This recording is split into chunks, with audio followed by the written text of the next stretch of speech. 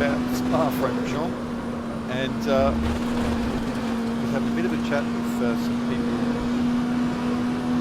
the Studio 397 forums earlier today about this car, the setup of this car. This is the Oreca Endurance pack, by the way,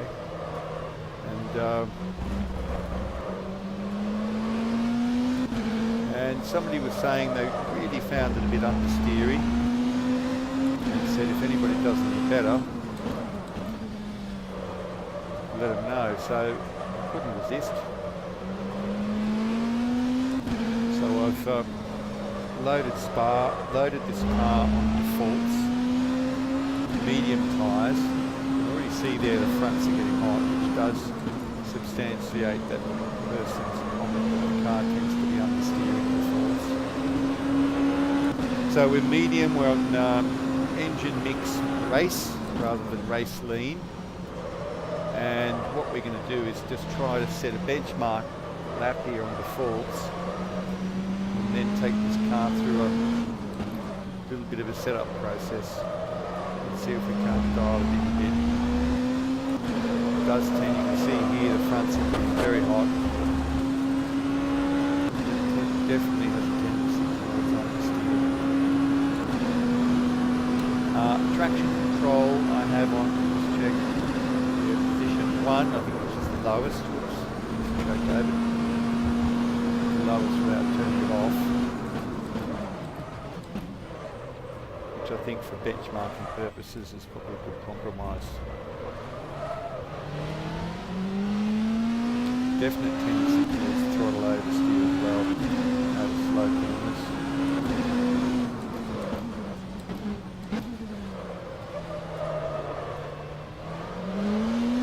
And the car at the moment is a bit of a handful.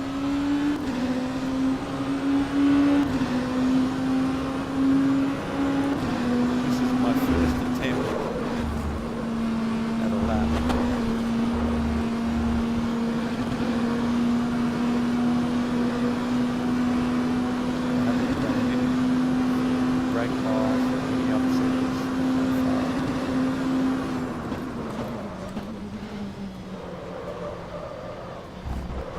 Spa feels pretty familiar at the moment because I did about 300 laps preparing for the Formula Sim Racing Pro event on Sunday. And then I'm embarrassed to say I didn't make the cut. I didn't pre-qualify fast enough. There was a lot of us in pre-qualifying, maybe 30 of us, and only the top 19 can get through. I missed the cut by about 1.4 seconds after quite a lot of laps of practice, so I need to get my act together and sim racing car.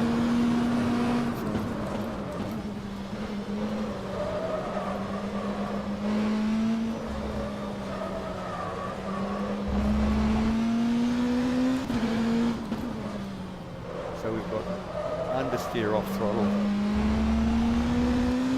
oversteer on throttle, at low speeds, understeer.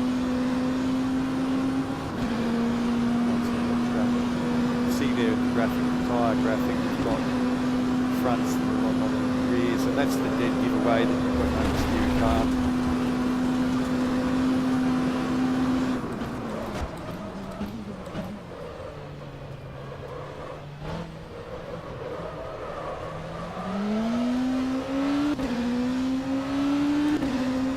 Was a 2:13.60.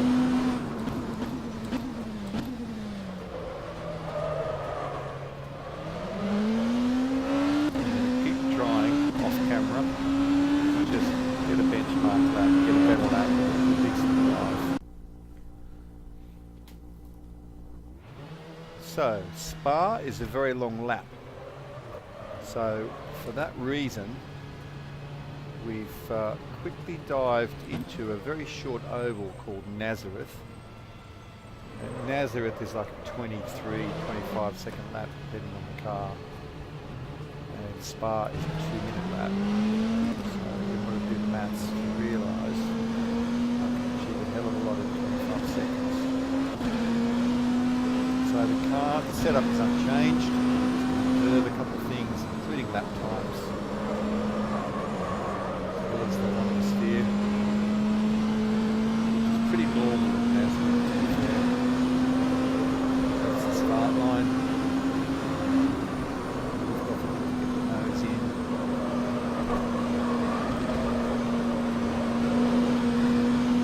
See that front right, really a little bit of braking for this one because this is the car's corner. And we've definitely understeered the car. The lap was on 24.37.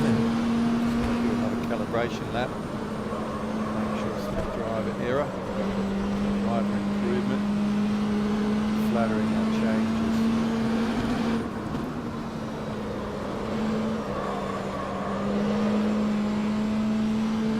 Pretty much on the line. The lap was Second on lap is 700, so we're prepared to 24.31. workshop. So while that that installation lap plays in the background here, let's have a quick little overview of what we've got to work with in setup options in the garage here with this car.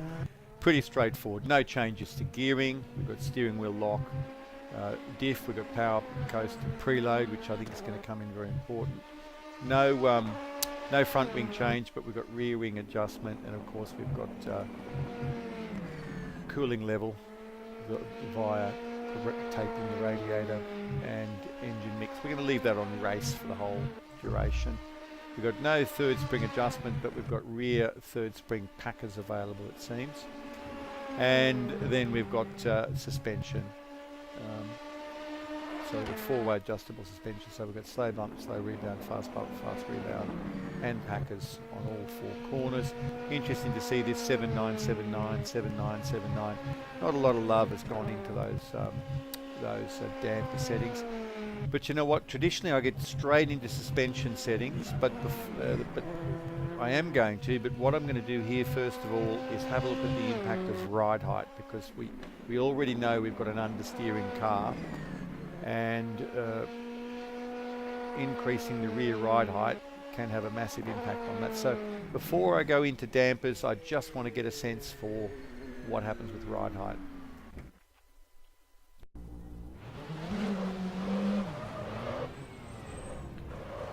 We've increased ride height from 8 to 10 centimetres at the rear. That's it. Probably should have stripped some wing off before I reduced it. Let's try different approach this time.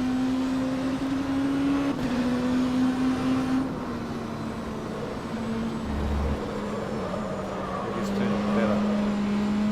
Imagine. Okay, let's see. Keep that lap.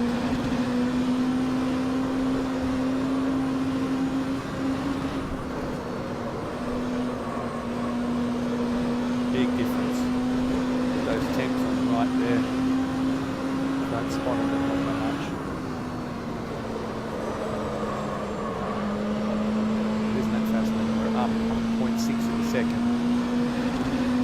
The lap was on 23.73. The second lap was for calibration purposes. It's getting up a little bit, so maybe that was quick. That was on 23.73. Going about the same time, so that's good. So that was the change there. That and only that. Rear ride height from defaults, which was 8 centimetres up to 10 centimetres. Massive change in the car's handling. Moving it from dramatic understeer to much more neutral. So that's a really good one to keep in your back pocket. The lower you put the car on the ground, the more effective the rear diffuser is, but that just works on the back axle mainly, so you tend to get the car won't rotate. Anyway, it worked. Let's try a couple more things. I'm going to reduce diff preload. It was pretty high on 40, so essentially it's it's not allowed. Well, the more preload you've got, the less the rear wheels can turn independently. So you know the diff is locking up earlier with a lot of preload. So let's just pick a number. Let's just try halving that preload. See how that goes. So we've got our outlet. Simply testing that lower preload setting. The car is rotating better. The nose is coming into the apex. Significant.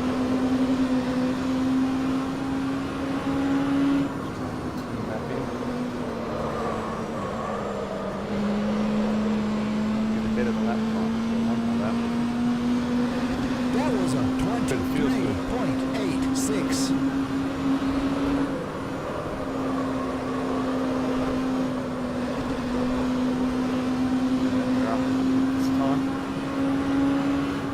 Able to get the power down earlier in the corner without ploughing, without running straight on. Significantly up. That was a 23.35. That's a 23.34. Impressive. So that was lowering diff preload only. Okay, next thing I'm going to do is lower diff on coast, because the car just doesn't really want to. Well, on a circuit at least, and I know we've made it a lot more pointy than it was, but I just think the diff lock on coast seems very high, so I'm going to knock that back quite a bit, and I'm going to also lower diff lock on power a notch as well. We'll see how that feels. So we're doing an outlap here. Lower the diff. Should really make the car a bit more pointy, or what our American friends call loose. The more diff lock we've got, the straighter wants the car to go. Less diff lock, less more wheels can turn independent speeds. And facilitate car turning.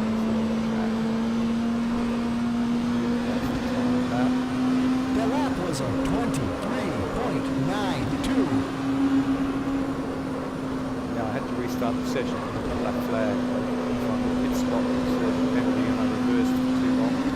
23.38 was my previous lap. So the delta's not working yet. Let's see how we go with this. The lap was a 23.73. 23.73, so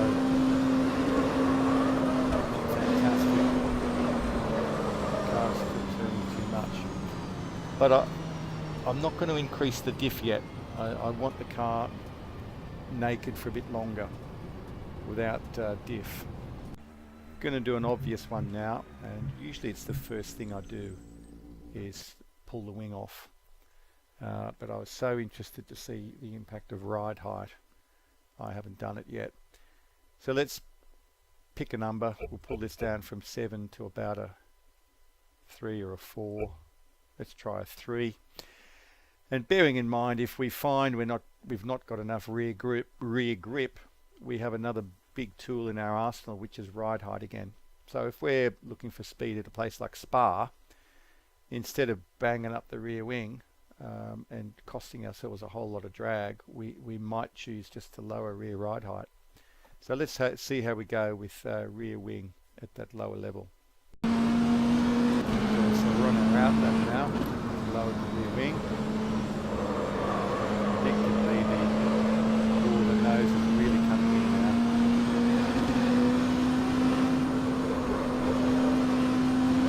Drive the car a bit more now rather than just try to get it to the apex. So the rear is coming around a bit more. We're getting more revs on the straights.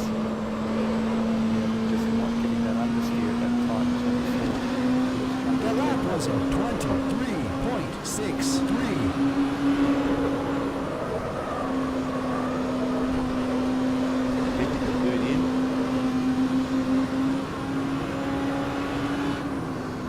Brakes there, just not so tight. Sliding a bit. Make the aero grip. was a 23.332. So that's better than what we had before I restarted the session, not by heaps, but it is an improvement. So aero's made a big difference. Now we're starting to get a car that's pretty pointy actually, and normally I like to attack it without the aero, without the diff on at all, but I'm having a bit of a quick and dirty approach this time round. Let's see if we can make it a bit more on the nose, a bit stickier at the front end, and I'm going to start by softening front springs, and I'm going to soften front slow bump dampers, and that's what we're going to test. Okay, we're on the out lap now, and we've definitely got a car that is stronger on the nose. You can see those tyre temps right inside here getting even again. Front end grip is definitely increasing. You can see I'm going to correct for a tiny bit of oversteer on the throttle. Delta is up.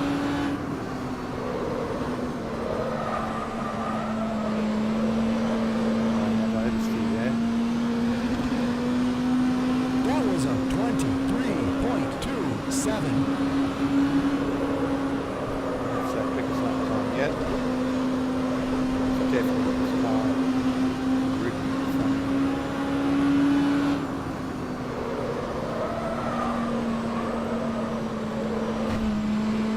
Well, sliding a bit there. Right on the lap. The lap was a 23.28.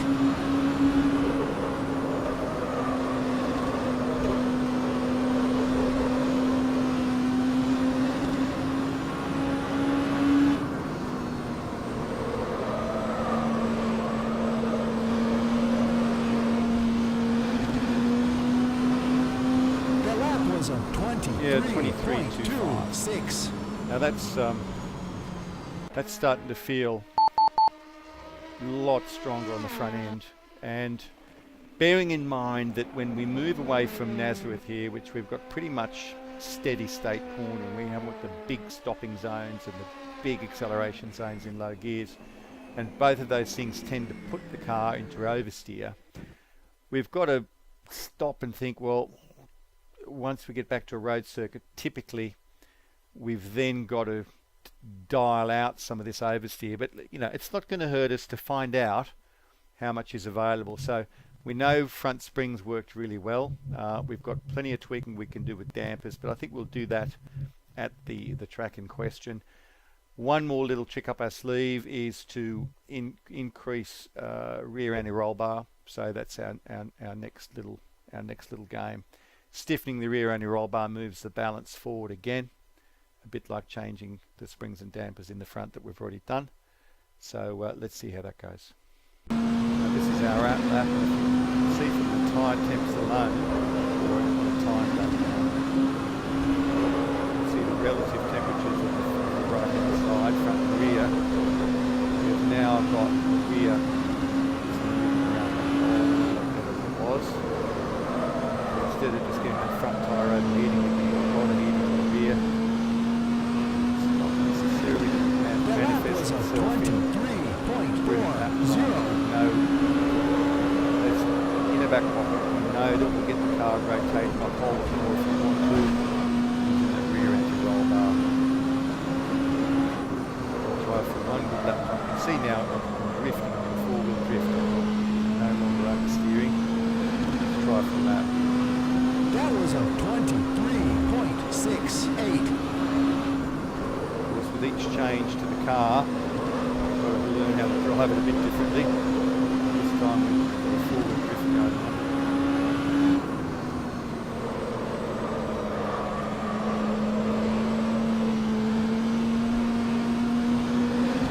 And that back and rear That grip was a is not giving us a fantastic lap 23.43. time action, but it's taught us something about the car.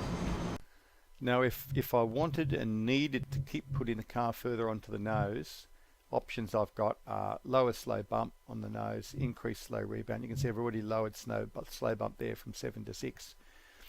I can increase slow rebound to keep the car on the nose more. I can increase slow bump, which tends to, if the rear end rear axle is resisting weight transfer, it's meaning it's staying on the front more. Or I can lower slow rebound. So they're options I've got at my disposal. I'm not going to use them here. We're going to work on that later on. But one thing we will try, just to see what the impact is, and by the way, I've put the rear end roll bar back where it was. Back, having increased to 3, I put it back down to 2. But now I'm going to try a little bit more toe in at the front. I'll just move it to from minus 0.18 of a degree to minus 0.23 of a degree, and let's see if we can feel that more in the front end. So we're about to start a time lap, and yes, I can definitely feel a strong front end as a result of the increase in front toe in. It feels a little bit like the anti-roll bar, but I haven't got the rears notice, so actually probably a bit nicer than the roll bar change. The nose wants to come in. Too much. Okay, so she's not understeering now. Take 2. So that change to front toe in, big change at the front end. The car, it must be said, is feeling really tunable. So I'm thinking at the end of this session this evening I'm going to be able to go back to the Studio 397 forum and report that yes, you can dial out the understeer if that's what you want to do. We're on a time lap. The next one's going to be the big one. Let's get the car in here without overdoing it. I think probably one more click of rear aero will probably be faster. That was a 23.83.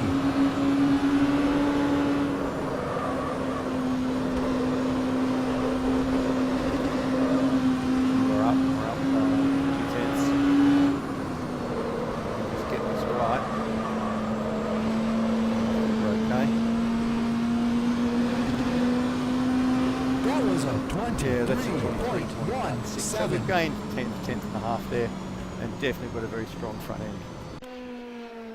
Now, what we haven't touched at all is camber, and it's always interesting to have a quick little fiddle with camber and see what impact that makes. Intuitively, it looks reasonable, although I'd say front camber maybe can be increased, but I'll have a little go at that. Outlap having done the front camber change.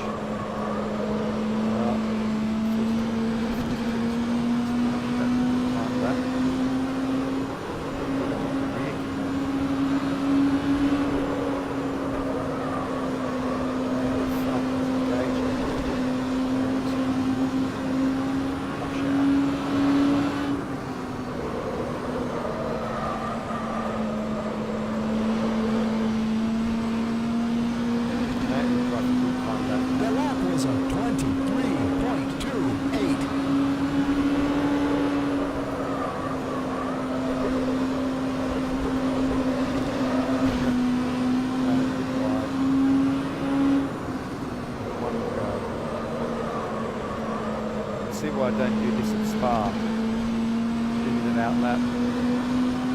That was a 23.48.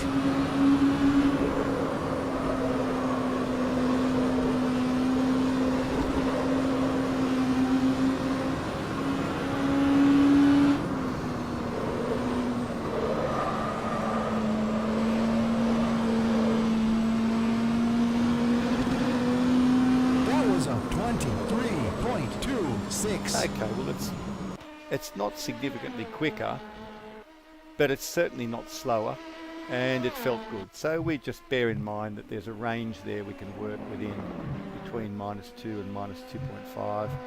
For now, I'll just put it back to 2, and what I'm going to try at the other end is a little bit less, and see if that adds to rear grip.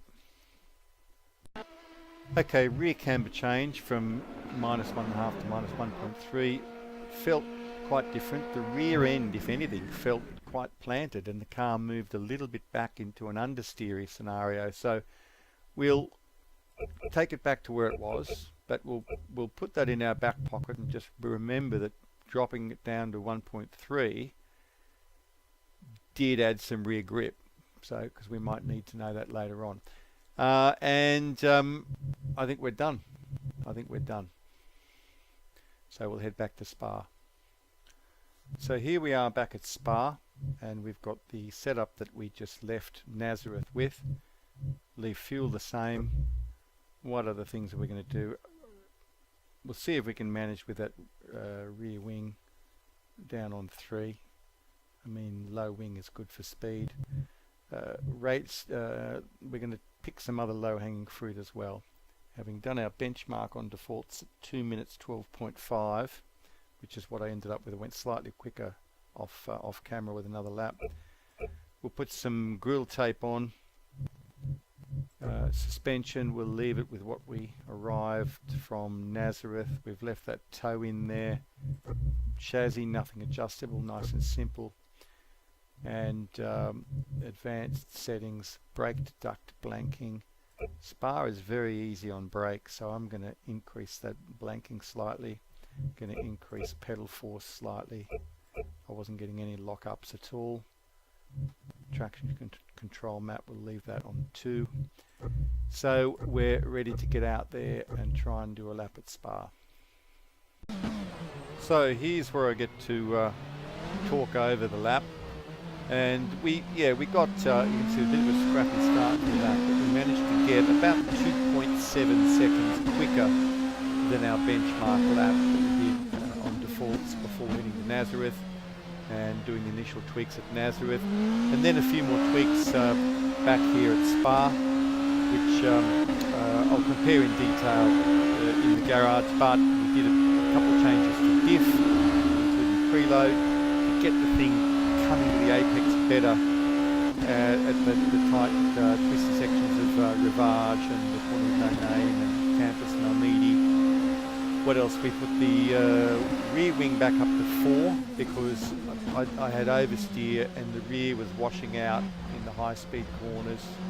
You can see here it's a little bit on the nose. The rear of the car is still a little bit loose, and I haven't got the perfect compromise yet, but I absolutely needed to get the nose. As you can see here, the nose is coming in far better now to the apex through these slow corners, and I'm managing to get a much better line and get on the gas earlier through there.